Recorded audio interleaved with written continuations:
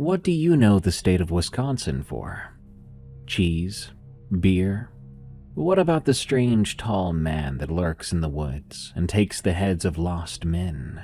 Haven't heard of that one, have you?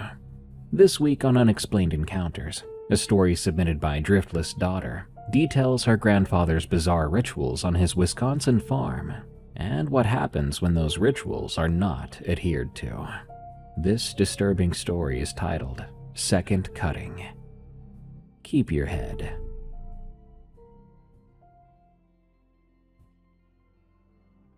In the summer of 2009, I was 16 years old. I got sent to live on my grandparents' dairy farm in southwestern Wisconsin. They had a small operation of 40 cows milked twice a day by two people in their 70s out in the Driftless Hills southwest of Oroka.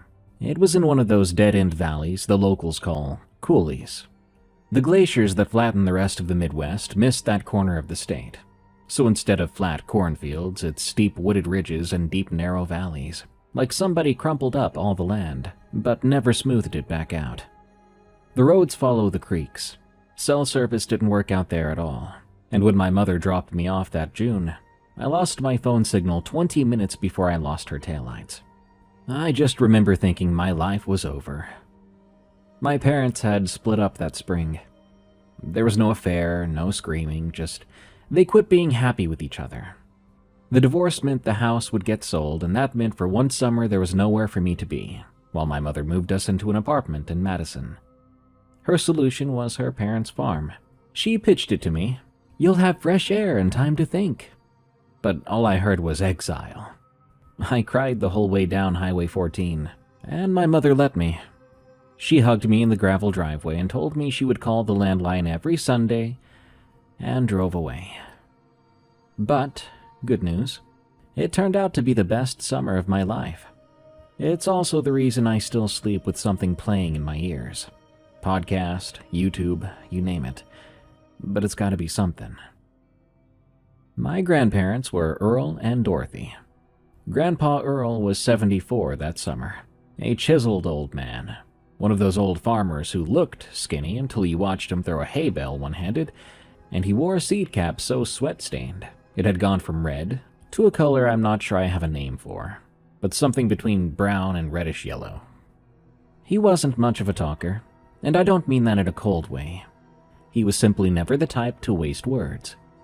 Grandma Dorothy was the opposite, 71 and sharp as a tack, and she ran the house and the books and had opinions on every little thing, and those opinions she would share at volume. Her favorite topic was my grandfather, who she had been married to for 52 years, and she always referred to him as your grandfather, in a tone that could land anywhere between proud and straight fed up. There was Duke, their farm dog, some kind of shepherd collie mix. He was 10 years old and gray around the muzzle, and the single most sensible creature on that property.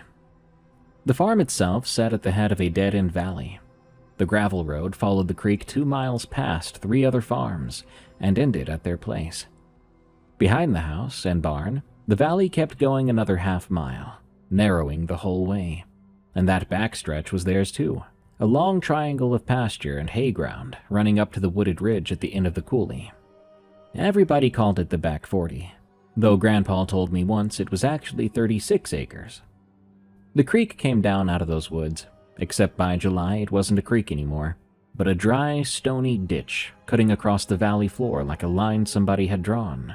That was called the Dry Run. The first 2 weeks, I was a mess. I sulked and wore earbuds at the dinner table until Grandma removed them from my ears with 2 fingers, like she was picking ticks off a dog. She set them by my plate without a word, which was somehow worse than her yelling at me. Grandpa didn't try to talk to me at all, but he did assume that I would be helping around the property. So, the second morning, he knocked on my door at 4:45 and said, through the door, "Cows don't milk themselves." That was the whole speech. I'm not sure why I got up. Honestly, I think I was too surprised to refuse him. I stumbled down to the barn in the still dark, in my mom's old boots, which were somehow still in the mudroom from 1985, and Grandpa handed me a bucket of warm water. He showed me how to wash a cow's udder before the milking unit goes on. and that was my job for days. Wash the next cow, move down the line. A milking barn at 5 in the morning in summer is one of the best places on this earth. It's warm, but not like a furnace, but a cozy warm created by 40 big animals putting off heat. And it smells like hay and molasses feed. I know that might sound bad to some, but it's not. It's super cozy. Every cow goes to her own stanchion. They know their spots better than kids in a classroom, and the milk pump runs its steady thumping pulse. Under all that, there's the radio. There was an old radio on a shelf up there, coated in 40 years of dust. There was an old radio on a shelf up there, coated in decades of dust and fly specks. It was tuned to an AM station out of La Crosse that played polka and farm reports. Saturday mornings it carried a call-in swap show where a man might spend 4 minutes describing a used hay rake. And it was always on. We'd finish milking and Grandpa would shut off the pump and the lights, but he always left the radio playing to an empty barn. All day, all night. I asked about it, still in my sarcastic phase. Do the cows like polka? He replied to me without even looking. Barn's never quiet, that's all. His tone said, never ask again, so I didn't. Maybe it was just old person weirdness. By the end of June, something had shifted in me. I couldn't have told you when it happened. The chores did it. Every adult in my life had been telling me hard work would be good for me, and I'd wanted to die every time they said that. But there's a thing that happens when you do necessary work that a living animal depends on, twice a day, every day, where your brain starts to quiet down. You can't spiral about your parents' divorce while you're pushing feed up to 40 impatient cows. The farm don't care about your feelings, sweetheart. And that turned out to be exactly what my feelings needed. I learned the cows first. Holsteins mostly, plus a few Jerseys Grandma called my little browns, and she spoiled them rotten. They all had names. Often stereotypical names, but yeah. Like Marigold. There always has to be a marigold in a cow herd. There was also Trouble, and she earned it. And Church, who once got loose on a Sunday and walked 1.5 miles down the valley. She was standing in the church lot when the 8 o'clock service let out. Cows seem to have personalities the same way people do.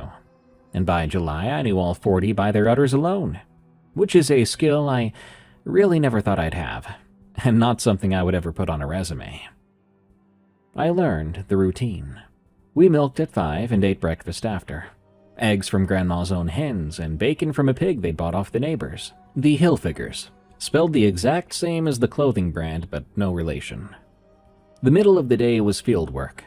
The big meal came at noon, and they call it dinner out here. Apparently that's a rural thing in these parts. Dinner at noon and supper at night. It took me half the summer to quit saying lunch. After evening milking and supper came the part I didn't expect to love, which was the hour when nothing happened. When Grandpa read the Farm Bureau paper in his chair, and Grandma worked on a crossword at the table, narrating her opinions about it. Duke would put his chin on my foot, and there was nothing to check and nowhere to be. After the first month, I stopped feeling that phantom buzz in my pocket and just, I don't know, existed. I've spent a lot of my adult life trying to get back to how those evenings felt, but I'm starting to believe it's something you only get out in those parts, with that kind of life. Now, my grandpa. He was the hardest of the two to figure out. He taught you things by handing them to you. He'd be fixing the sickle mower and just hold out a wrench, and that meant get in here and watch. And he would never say good job. You knew you'd done the calf feeding right because the next day it was simply yours to do. The first time he actually complimented me out loud was mid-July. I backed up the hay wagon into the shed on the first try, which steers backward from everything your brain believes, and he watched me do it, then said, well. Just, well. Grandma heard it and called over from her garden. That's basically a standing ovation, honey. Don't let it go to your head now. Somewhere in the middle of all that, I fell in love with the whole place, with that whole way of living. It was the safest I'd ever felt anywhere. That ended up being the cruelest part, because there was something out there at the end of that valley. It didn't ruin one bad night for me. It creeped its way into all the good ones too. I'll get there.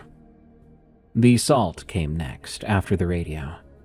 Every Saturday evening after milking, Grandpa poured a full unbroken line of salt across the big sliding barn door track and the walk door.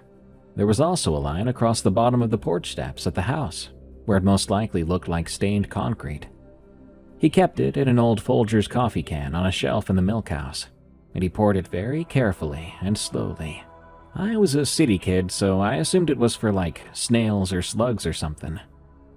But it was not for that. Then there were the Sunday walks. After dinner every Sunday, rain or shine, Grandpa walked the fence line of the back 40. Now, farmers do check their fences. That's normal. But I didn't think this was just checking the fence. He barely looked at the wire. He would walk the line slowly with the coffee can in one hand, and at certain spots and posts, not every post, certain ones, he would stop and pour a little salt at the base, pressing it down with his boot heel. The posts he salted weren't special that I could see. Some were old gray split cedar standing in a line of newer steel ones. And at the top corner of the back 40, where the pasture met the woods at the very end of the valley, there was a stone. It was square cut, about knee height, leaning, and the marks on its top face were worn too smooth to read. Grandpa would put his hand flat on it for a second, like he was touching a door frame before walking through. Then he'd pour the rest of the can out around it in a circle, before walking back down. There was also the mowing. Hay gets cut more than once a summer. The first cutting comes in June, and the field grows back for a second cutting in July. In a good year, you can take a third cut in September. Everybody in that valley followed that rhythm. Grandpa did too, on every field, except one. The back 40 got its first cutting in June, and then he would never touch it again that year. By August, that field would be past your knees, thick and going to seed. Real money just standing there in the sun, while Grandpa bought hay off Roy Hilfiger to make up the difference. Bought it. And when Roy delivered a load in early August, I would hear him say, grinning. And when Roy delivered a load in early August, I heard him say, with a grin, "You know, Earl, you got a whole field of this back there." And I heard my grandfather reply, "Yep." Roy quit grinning and looked off up the valley for a second. Then they started to talk about whatever. My grandparents had a rule that was never announced, but was enforced, that everybody be back inside by full dark. Sundown was fine, dusk chores are half of farming, but once that blue-black moment came when the yard light buzzed on, you were in the house. Grandpa was always the last one in. He'd stand on the porch a minute looking up the valley toward that back 40. Then he would come in and turn the porch light off. That was the day, over and done with. One July evening, I was out past the yard light catching fireflies in a jar. Nobody was watching. I thought I'd get away with it, but then I heard the screen door. Grandpa came to the edge of the light and said my name sternly. One time. Freaked me out enough that I walked back inside as fast as I could. Grandma thought every bit of it was ridiculous, and she let me know so. She mocked all of it, openly, cheerfully, for 52 years apparently. The salt especially. I was shelling peas with her on the porch one Saturday, while Grandpa did his lines, and she nodded at him through the screen and said, "There he goes, seasoning the farm." She told me that when they married in 1957, his mother took her aside and told her the salting was the husband's job on this farm, and to not interfere. And Grandma said, and I quote, "I thought I'd married into people who worship the devil. Turns out they just worship sodium." But here's what took me years to understand about my grandmother. She mocked it, but she never stopped it.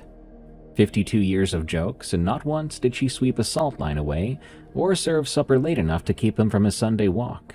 She knew all of it and remembered all of it better than he did, because she talked about it. Everything I know about the lore of that valley I learned from a skeptic. She told me about Vernon Williams in the garden the first week of August, while we were picking beans.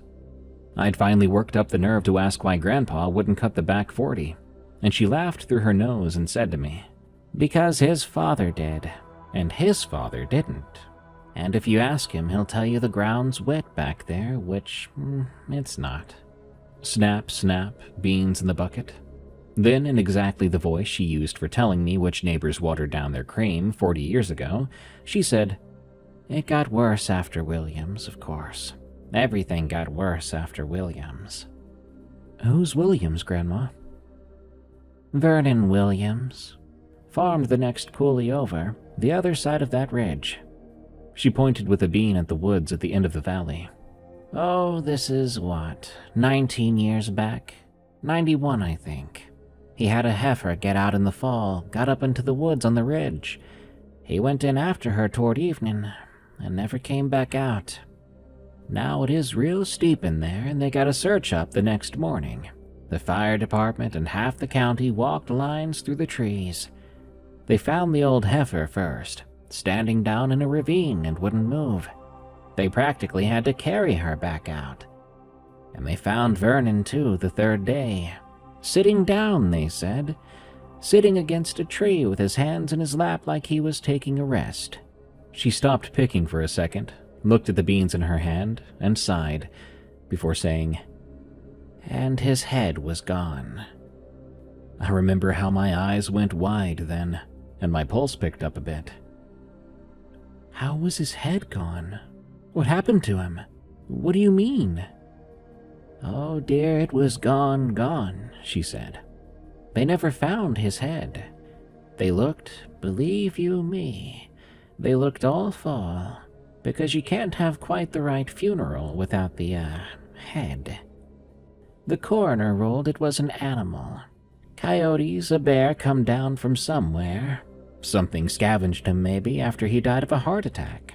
That was the thinking. That's likely just what it was too. But of course the men around here couldn't leave it at just that. Your grandfather's generation, the older ones that were still alive then, they all got very quiet and very busy that winter, and a lot of salt was sold at the co-op that year. I can tell you, and Dolores Hilfiger told me her Roy started leaving the radio on in their barn too, which he'd always teased Earl about before. Men. They think it's something in the woods. Something that's always been in the woods that the old-timers knew about and walks the lines. And I'll tell you what I told Dolores. A bear doesn't carry a man's head off like a lunch pail, and neither does some boogeyman in the woods. Only a man can do a thing like that to another man. If it was anything but a bad heart and bad luck, had to be a person. That's worse than any story, if you ask me. That's why nobody wants it to be that. Too scary, the idea of having a person around who might cut your head off. So instead, there's a boogeyman in the woods, and we have to have the salt. There. Now you know as much as anybody around here. My grandmother was no fool. She was the least stupid person in the valley, and her version made the most sense to me. It still mostly makes sense. A county full of Norwegian and German farmers would rather believe in a woods thing with rules you can follow than a random death nobody can do anything about. She'd built herself a sensible account of her husband, and she lived in it comfortably. She got to stay comfortable for 52 years precisely because he kept doing the things she mocked. She could afford not to believe, so long as the salt kept flowing. I asked her what the old-timers called it, that thing out in the woods. She rolled her eyes so hard I could hear it, then said to me, "Oh, honey, they don't call it anything. That's how you know it's men that made it up. Women would have at least given it a name." Then she straightened up with her hand on her back and looked for a second at the end of the valley. It was the middle of a sunny afternoon. Then we carried the beans in. That's what I mean about receiving a warning from a skeptic.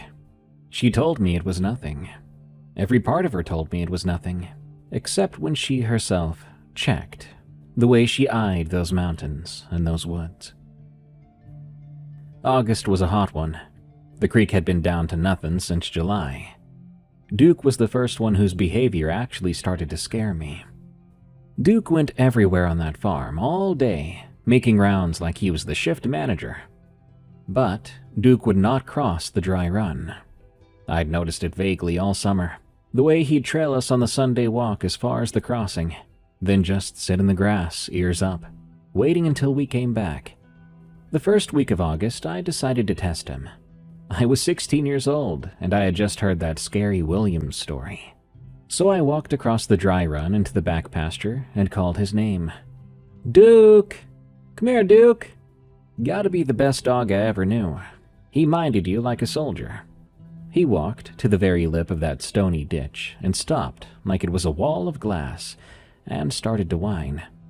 When I called again, sterner now, he did something I never saw before or after. He barked at me, twice, angrily, a tone I'd only ever heard him take against strange trucks. Then he walked 10 feet back toward the barn, sat down facing me, and waited for me to be sensible. I came back across, of course, and the moment I stepped over the dry run, he was all wags and apologies, pushing his head into my hands and glancing past me at the back 40 the whole time.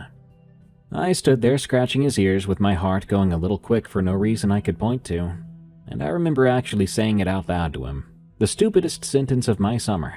I told him, "There's nothing back there, you big dummy." The cows agreed with the dog. You see, the back 40 was supposed to be grazing for the heifers, the young stock, but that August they wouldn't stay back there at all. Grandpa would move them across in the morning, and by afternoon they'd be bunched at the corner closest to the barn, and the grass would be there untouched. Yields were down in the milk barn too, which Grandpa blamed on the heat. It was hot, that's true, but I started noticing where the cows looked in the evening.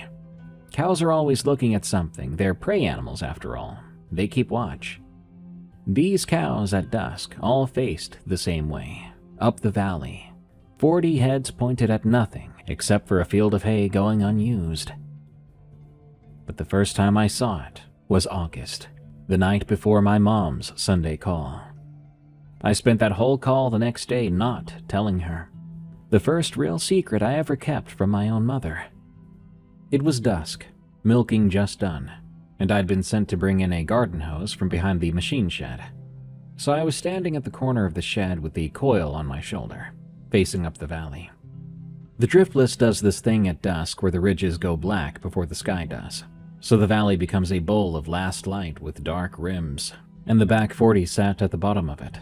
And along the top of the field where the fence ran against the woods, I was looking at the fence posts, a row of little dark verticals against the pale grass. Sort of just my mind going anywhere else, so I was staring at something yet nothing. But there was a post between the posts, I noticed. It wasn't dramatic, just a dark vertical in the fence line like the others, except the spacing wasn't right. It stood where no post should be, and it was too tall, taller than a fence post by a couple feet at least, and thinner. I stood there telling myself it was a post they never pulled, or a dead sapling. And then, at 400 yards or more, the top of it moved. A small, slow tilt, like a head turning. Every hair on my body stood up, because obviously fence posts don't do that, but also because it didn't move like wind had pushed it. It moved like it had noticed I'd stopped walking and wanted to look at me. The yard light buzzed on behind me. That's how close to full dark it was, and the screen door banged. Grandpa came out onto the porch like he did every night, and I heard his footsteps stop. I was expecting him to call my name, but he didn't. He came off the porch and crossed the yard to me directly and stood next to me, looking where I was looking. By then, it was gone. In the few seconds I'd glanced toward the porch, the fence line had gone back to its right number of posts. Grandpa looked up at the valley a long time, apparently at nothing, at grass, I guess, then took the hose off my shoulder and said to me, "Inside, now." He didn't seem frightened. I never once saw my grandfather scared. That helped me to stay together, more than anything else. But he wasn't surprised either, and that's what kept me awake that night. Whatever I had half seen at the top of that field, my grandfather had not been surprised by it. I slept with my window latched, in August, in a farmhouse with no air conditioning. Down across the yard all night, I could hear the barn radio playing polka to all those cows. And for the first time all summer, I understood there was more meaning to that radio than I initially thought. I tried again the next day, while we were fixing a water line, both of us on our knees in a trench. It turned into the longest conversation about it we ever had, which I think is only because his hands were so busy, and nobody was looking at him.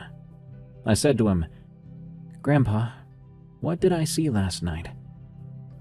He cleared his throat, but stayed silent for a while. I wasn't sure he was even going to answer, until eventually he said, "Fence line." I replied right away, "But I saw something there, standing at the fence line." He was quiet again. He got the coupling seated, then he said, "It stands there sometimes, along about when the hay would come ripe." I went still, shocked. That was already more than I expected out of him. I made the mistake of flooding him with questions and he didn't answer one of them. He just let me run out. Then he said the thing I've remembered ever since. He said, "It was on this land before the farm was. My granddad's granddad cut hay for it before he cut any for himself, and we let the back field stand for it now. We keep to our side after dark, and it keeps to its side. That's all the understanding there is. It's not a thing you learn about. It's just a thing you put up with and respect." Respect. That was the word my grandfather picked. A man who barely talked, and he spoke of this thing like it was a neighbor. The worst neighbor in the world, I imagine. One you have to salt your doors against. But a neighbor all the same, with a boundary line and a deed older than the farm. Before we climbed out, I asked about the stone. He wiped his hands on his pants and said to me, "Survey marker. Government men set it when they cut the lines through here. Before statehood, even." He looked at me sideways and added, "First lines anybody ever cut through these hills. Crews dragging chains through the woods, marking corners. One of those crews came up this coulee." He sat up then, coughed a little bit, and cleared his throat once more. "Not all of them came back down." Then he picked up his shovel. That was the end of the talk. I went to the library in town, and I found one sentence. In an 1856 county history, in the middle of a paragraph praising the valley's timber, it said, "The first survey of this town was attended by difficulty, the chainman refusing to complete the eastern line, and the corner was set at a distance by compass sight." So they set the corner from far away, because the men paid to walk that line would not walk it, and that was the corner with the stone, the one I'd put my hand on. After that, I couldn't look at the place the same. Nothing on the farm was any different. The days stayed golden and the work stayed good. And if anything, I loved it there more, now that I knew what it was costing my grandfather to keep it that way. But I'd finally seen what the habits were for. The radio wasn't a habit. It was there so a human voice never stopped inside that barn. The salt lines got renewed every Saturday, because boots and weather slowly broke them down throughout the week, and I caught myself stepping over them carefully now, not scattering the grain anymore. In the evening, when Grandpa stood on the porch looking up to the valley, I understood he wasn't taking in the air. He was doing rounds. He had been doing rounds since before my mother was born, and nobody in 3 generations had thanked him, because when he did it right, nothing ever happened. Nothing to thank him for. Well, not apparently. I saw it twice more that month, at dusk both times, and far off. Once at the fence line again, standing in the gap between 2 of the old cedar posts, the salted ones, and I'd swear it stood exactly centered between them, like it had measured them itself. And another time, the time that still gets me, not at the fence at all, but partway down the field, in the standing hay. The hay was well past your knees by then, and I could see too much of it above the grass. I never saw it close. Thank God for that. It stood taller than any man, with a thin body, with gray skin, the same gray as those old cedar posts it stood among, and it never moved while I watched. I'm not sure why. What did it want to do? What was its goal, just standing there and waiting? It almost always stood exactly on its side of every line. But then, it began to come down to the dry run. The last week of August, small signs began to show up on our side of the valley. On a farm, you know your ground like you know your own kitchen, and you notice when something's been moved. It started with Duke. He stopped making his rounds, and he pulled all his little patrols in close.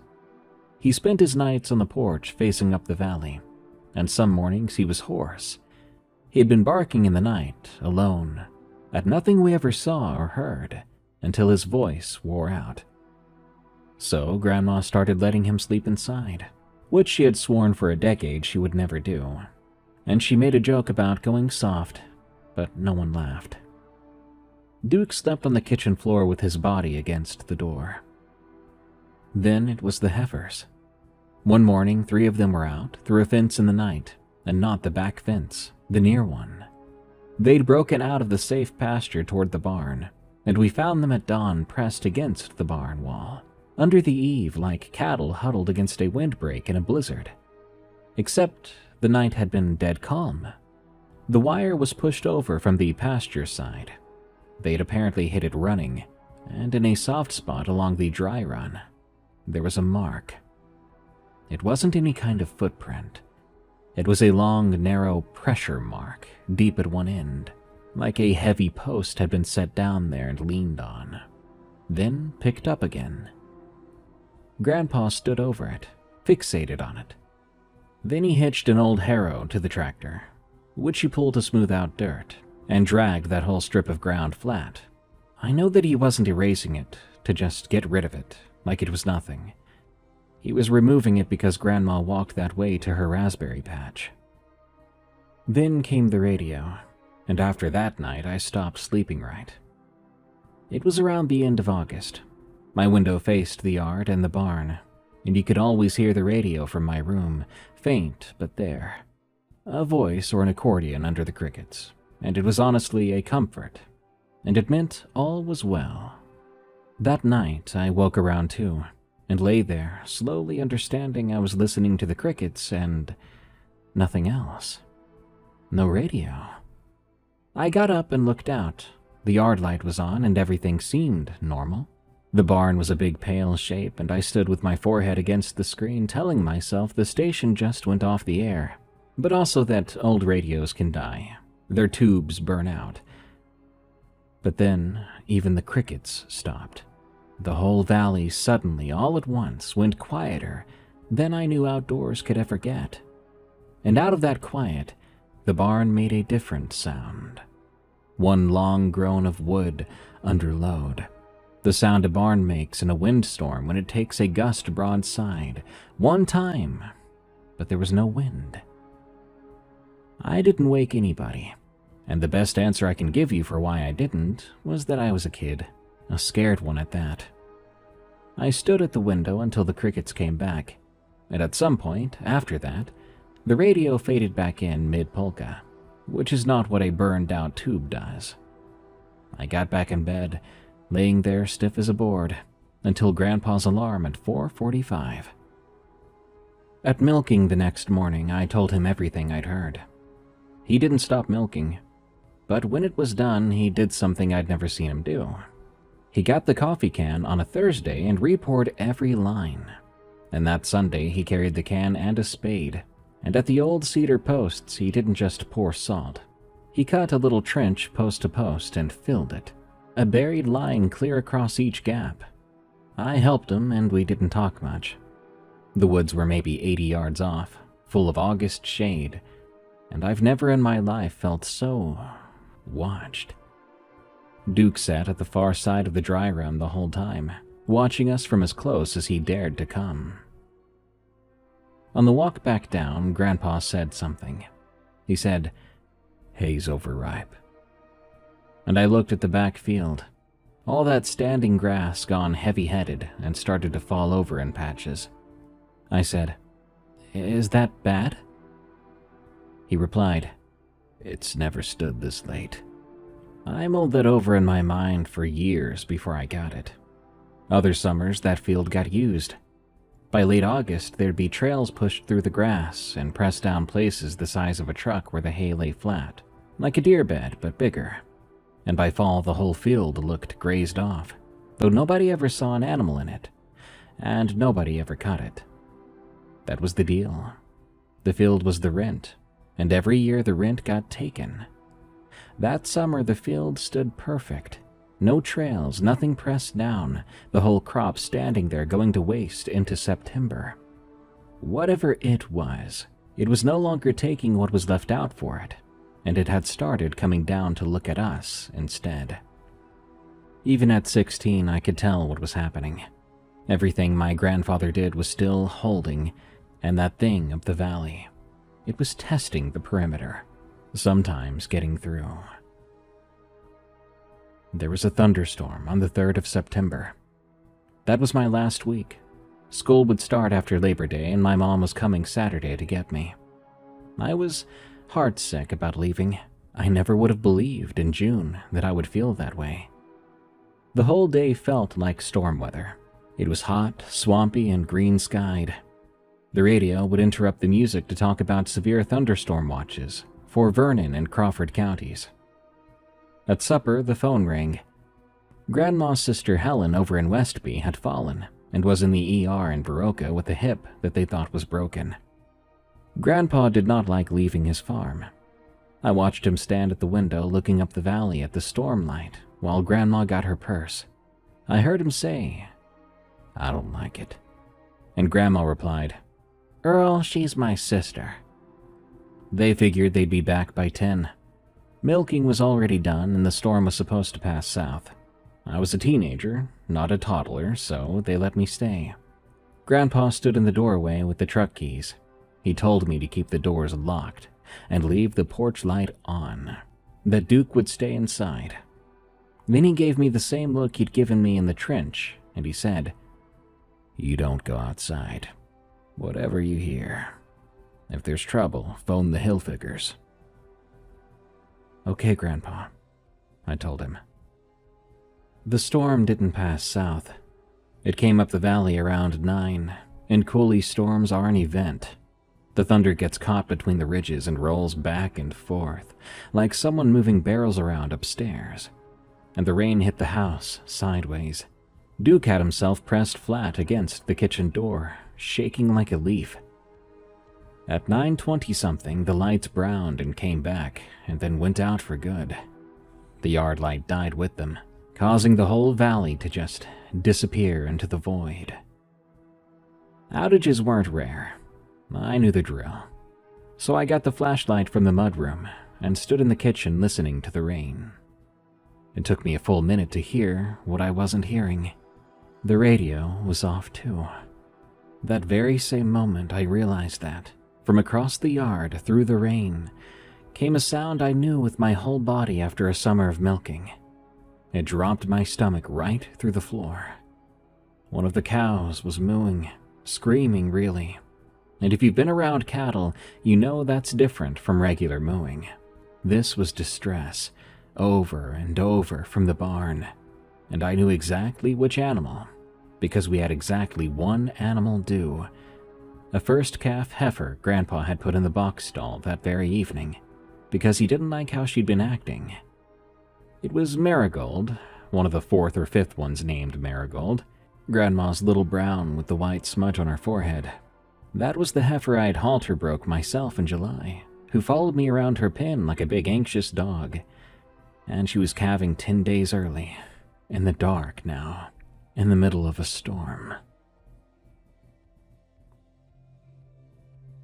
There I stood in that kitchen, behind a locked door I'd promised to keep locked, while an animal I loved was in trouble 60 feet away across open darkness. Somewhere out in that dark, at a distance I had no way to judge, was the neighbor. I called the Hilfigers first. The line was dead, unfortunately. The storm had taken it down, or it went out with the power. And Marigold out there kept on screaming, rawer this time, and I thought about what might happen to her and her calf with no one there. You could lose them both in an hour. I thought about telling my grandfather I just stood in his kitchen and listened. Is that what he would do? What he would be proud of? I didn't think so. So I grabbed a lantern from the mudroom, and I put on his barn coat because it was closest, and it smelled like Grandpa, like hay and machine oil, and I think that helped me to get across the yard as much as the lantern did. Anyway, Duke stood at the door with me. I asked him, "You coming?" That dog looked up at me, then at the door, and lay down on the floor with his ears flat. And he gave me a whine. That dog was scared, and I wasn't sure if it was the storm. It was then I was beginning to think that that yard was not empty. I went anyway. The whole plan was to get to the barn, bar the door behind me, and wait for headlights with Marigold. I opened the kitchen door and the rain was already slacking, and the thunder had rolled off down the valley, so the lightning came late and low behind the ridges. I put the flashlight beam on the barn door 60 feet away, and I didn't sweep it around the yard. I did not want to see who or what else was out there with me. I had only one goal, one destination, and that was all I needed to see. In my head, I thought, if I didn't see something, it couldn't see me, so I could just keep walking. So I kept the beam on the door and just walked. The crickets had stopped. So had the frogs down at the creek. And about halfway across from up the valley, from some distance the dark made impossible to judge, one strand of fence made the sound wires make when something presses it down to step over. That low singing twang, then the softer sound of it coming back up. God, I wanted to run then, but I kept myself from doing it. It wasn't because I kept my head. My legs had gone so weak that walking was the best they could do. That's how scared I was. I got to the barn door. I saw that the salt line in the track had washed to a sodium slush. I rolled the door back and got inside, rolling it shut behind me and dropping the bar. I stood in the dark of that barn, with those dozens of cows breathing around me. Every single one was on her feet. If you don't know, cows lie down at night. They stand up when something is wrong. There were 40 animals in there, standing in the dark without a sound, every head turned toward the far end of the barn, the end that faced up the valley. Marigold was down in the box stall in the light of my lantern, and the calf was coming. It was coming right, thankfully, 2 little hooves and a nose, a textbook birth. She just needed time and calmness, when neither of us currently had any. I got in there with her, and I got her head in my lap like I'd seen Grandpa do with a down cow. I talked to her, low and steady, half instructions I was remembering out loud, and half nonsense. At some point I understood I wasn't only talking for her. The radio was dead, and my voice was the only human voice in the valley, so for both our sakes, I dared not stop. But it came to the barn while the calf was being born. Things were finally moving with Marigold when I heard, over her, the fence at the near pasture. That same twang and release, close now, followed by nothing for a while. But then there were footsteps. I know what I heard. The steps were slow and too evenly spaced, yet too far apart. Each one landed flat all at once, like somebody setting the end of a heavy post down in the wet gravel over and over. It went along the barn wall away from me, one slow, flat step at a time, and every cow in that barn swung her head to follow it, but not one of them made a sound. At the far end, it stopped, and it knocked. There were 3 slow knocks on the boards, way up high on the wall, higher than the hay-mow door, each one heavy, and it wasn't testing the wall. I think it was letting me know it was there. The whole barn frame carried it down to me through the beams. Marigold pushed, and I heard myself get louder, and what came out of me wasn't a prayer. I recited the milking order, all 40 cows, stanchion by stanchion, starting with church at the front of the barn and going stall by stall toward the back. My voice shook so hard the names came out in pieces, but they came out, and I kept them coming, because it was the one thing I knew by heart, start to finish. Calves come all in a rush at the end, so there she was, a wet heifer calf in the straw all of a sudden, and Marigold turned around and began to lick her baby. The calf sneezed and shook her little ears. The rest of the barn was quiet. I didn't even know when the footsteps and knocking stopped. I lay in the straw with my back against the boards and listened, and a ways off, headed up the valley, the fence sang once more, far away. Moments later, the crickets came back, just a few at first, and eventually all of them. About 20 minutes after that, light swung across the barn windows, headlights in the yard, and I heard the truck doors. I heard my grandfather shout my name. He sounded worried, the closest to scared I'd ever heard him, but not actually there, and I'm sure it's because he found a dead dark house and an unbarred kitchen door. When he got to the barn door and his flashlight found me, sitting in the straw in his coat with Marigold and a live calf, the relief and fear went across his face at the same time. He came in the stall and looked the calf over, then at Marigold. After that, he looked at me. Whatever he saw on my face, I think he knew then, as he asked only one question. "How close did it get?" "The wall," I told him. My grandfather sat down in the straw next to me, at 74 years old in his church pants, and he put his arm around me. He had never done that before. We sat there against the boards together while Grandma stood in the doorway holding Duke by the collar. Nobody said a word about the promise I'd broken, that night or ever. Grandpa stayed in the barn until morning. I was inside, watching him from the window when I could. Grandma would not let me stay out there, and after the power came back around midnight, the yard light came on. There was my grandpa, setting a kitchen chair inside the open barn door with the radio going louder than usual. He had the coffee can on the floor beside him, and he sat there till dawn. The next morning, over breakfast, he talked more than I've ever heard him talk before or since. He didn't have answers. Nobody in that valley had answers to this. Just the stories that had been handed down to him. His granddad's granddad had made the arrangement his first summer on the claim, after a winter he wouldn't describe at his own kitchen table, and the survey stone was already old in that corner when he did it.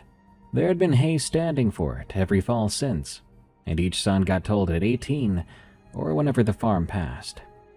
He'd seen it 4 times in his life, every time in a dry August, and his father had told him the dry years were when respect mattered most. Because, and this was when Grandpa word for word said, "A dry year, everything comes down to the creek." Grandma sat through all of it with her coffee and for once did not mock and did not argue. At the end, she got up and squeezed my shoulder on her way to the sink. I heard her tell the window, "Well, I still say only a man could do what was done to Vernon Williams. But you'll notice I never once swept up your grandfather's salt."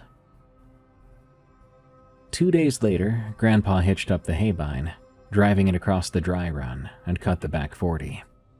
September 5th, the second cutting, 2 months late. He cut it alone and he raked and baled it. But he didn't sell it, and he didn't feed it. Instead, he hauled every bale of that to the top corner and stacked them by that survey stone, a neat square stack like a little house, and left them there. It was the rent, but more like the rent laid out on the table and pushed towards the person it was meant for. When my mom's car came up the driveway that Saturday, the stack was the last thing I saw of the back 40, sitting there in the corner by the trees. The calf, by the way, we named her Storm, breaking about 4 generations of flower naming tradition. And Grandma allowed it because, she said, I'd earned 1 vote and I'd wasted it on that. I went back every summer through college, and it all held.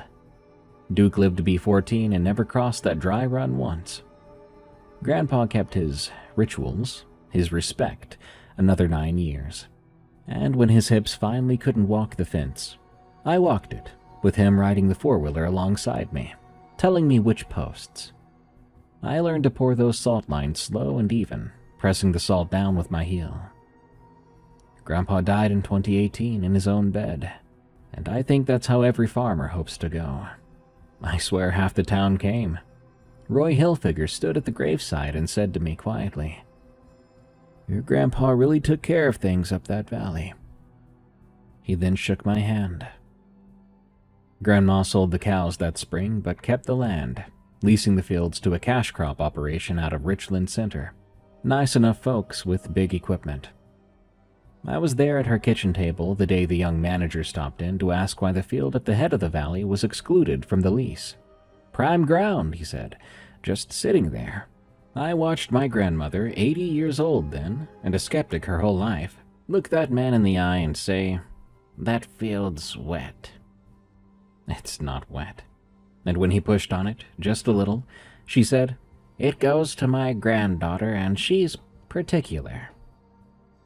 That was the first I'd heard of it. She held my eyes across the table while she said it, and I understood I was being handed the coffee can. So, the farm will be mine outright when Grandma goes. She's 88 now, and mean as ever, Godkeeper. I live 2 hours away and I'm there most weekends. My husband thinks I'm sentimental about fence lines. My daughter thinks the Sunday walk with the salt can is a game her mother invented. And for now, that's fine. She's 7. There's time. The first cutting comes off that back field every June, and every June I stack it in the corner by a stone that men refused to walk to 180 years ago, and the second cutting stays standing. On August evenings, when the light goes silver and the ridges go black, I stand on that porch where my grandfather stood, and I look up the valley. Some years, some dry years, at the top of the field, the fence line has 1 post too many. I count them, and I give that extra one a nod. Then I go inside and turn on the radio. I like to think we have respect for one another, it and I. Well, that story wasn't all that scary.